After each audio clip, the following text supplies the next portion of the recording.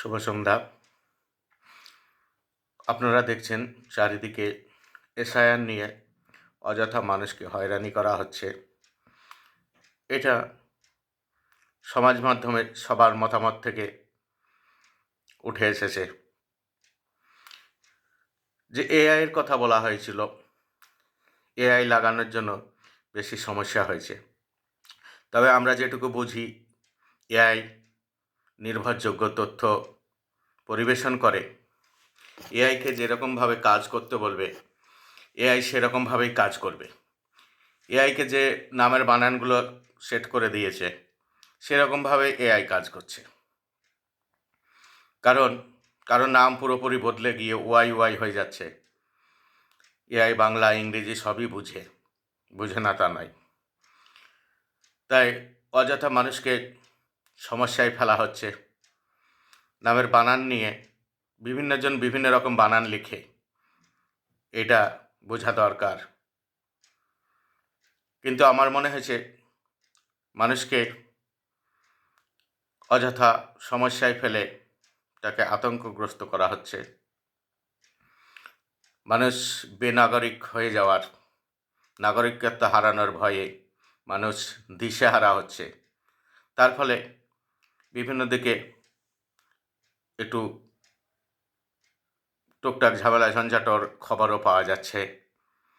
এগুলো কাম্য নয়। সাধারণ মানুষকে গণতান্ত্রিকভাবে প্রতিবাদ সম্মিলিতভাবে করতে হবে। যাদের নাম আসেনি তাদের আগামীতে আসতে পারে, আর আসবে না এই বলে আমি প্রতিবাদ করব না তা নয়। অন্যায়ের প্রতিবাদ সবাইকেই করতে হবে গণতান্ত্রিক পদ্ধতিতে, আর এটাই উচিত। তা আবার দেখছি অনেকেই বৈধ নাগরিকদের ইচ্ছাকৃতভাবে ফর্ম 7 জমা করে নাম কাটানোর জন্য আবেদন করানো হচ্ছে। সেই সমস্ত অনৈতিক কাজগুলোও করা উচিত নয় যদি সে সত্যি নাগরিক হয়ে থাকে। আর যদি নাগরিক না হয়, তাহলে যাদের এটা কাজ তারা করবে। অযথা এই সমস্ত এতে অনেক গরিব মানুষকে জড়িয়ে দেওয়া হচ্ছে। তাই আমাদের সজাগ থাকতে হবে। আমরা যতদূর জানি যে নাগরিকত্ব যাচাই করা কাজ নির্বাচন কমিশনের নয়। তাদের ত্রুটিমুক্ত ভোটার তালিকা তৈরি করে ভোট পরিচালনা করাই তাদের কাজ। আর নাগরিকত্ব যাচাই করা স্বরাষ্ট্র দপ্তরের কাজ। কেউ বাইরের দেশে থাকলে সে স্বরাষ্ট্র দপ্তর আইনানুগ ব্যবস্থা তার নেবে, এটাই স্বাভাবিক, নেওয়া উচিত। আর দেখলাম একটা বিষয়ে অবাক হলাম, এতদিন পর্যন্ত মাধ্যমিকের অ্যাডমিটকে বৈধতা দেওয়া হচ্ছিল না, কি জানি না, অথচ সার্টিফিকেটকে বৈধতা দেওয়া হবে। মধ্যশিক্ষা পর্ষদের সার্টিফিকেটকে বৈধতা দেওয়া হবে, অথচ অ্যাডমিটকে দেওয়া হবে না। মানে যারা পাস করেছে তাদের কাছে সার্টিফিকেট থাকবে, তারা বৈধতা পাবে।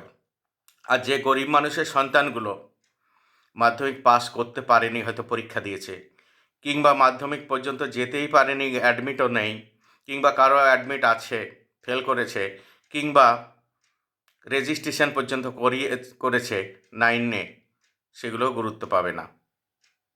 এ কী ধরনের যুক্তি? তারপরে যে মধ্যশিক্ষা পর্ষদের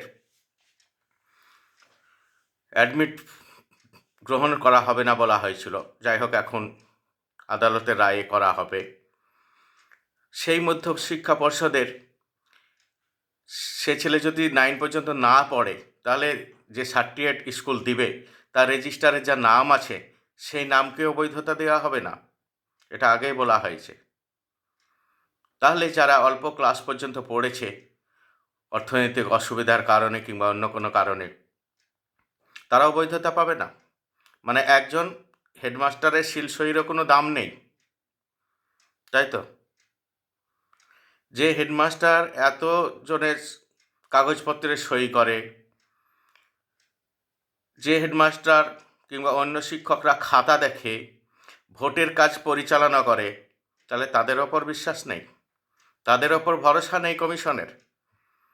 তাহলে কমিশন তাদেরকে দিয়ে ভোট করাবে কি করে? কমিশন কি তাহলে অন্য লোক দিয়ে ভোট করাবে?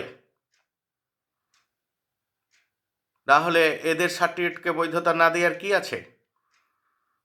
এরা ওরকম নয় যে মিথ্যে করে অন্যজনকে সার্টিফিকেট দিয়ে দিবে।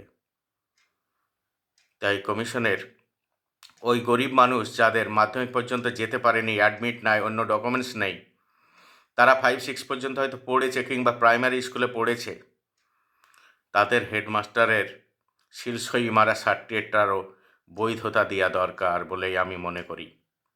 অযথা সাধারণ মানুষ, গরিব মানুষকে হয়রানি করানো উচিত নয়, কারণ তাদের নুন আনতে পান্তা ফোরায়। একদিন কাজ না করলে তারা খেতে পাবে না, এইরকম জায়গায় তারা দাঁড়িয়ে থাকে। তাদের সন্তানের মুখে খাবার তুলে দিতে পারবে না কাজে না গেলে। আর এইভাবে দিনের পর দিন যদি তাকে এসআইআরের কাগজ নিয়ে ছুটতে হয়, তাহলে তার পরিবার কিভাবে অন্ন পাবে, কিভাবে বেঁচে থাকবে? তারপরে তো যাওয়া আসার খরচ, জেরক্সের খরচ, এই সমস্ত ব্যাপার তো আছেই, খরচের ব্যাপারটা। তাহলে একদিকে কাজ পাচ্ছে না, আবার কাজ করতে পারছে না, আবার অন্যদিকে ছোটাছুটি করে পয়সা খরচ করতে হচ্ছে, আয় হচ্ছে না, অথচ ব্যয় হয়ে যাচ্ছে। এদিকে কমিশন, সরকার এবং সর্বোপরি সমস্ত মানুষেরই সজাগ হওয়া দরকার।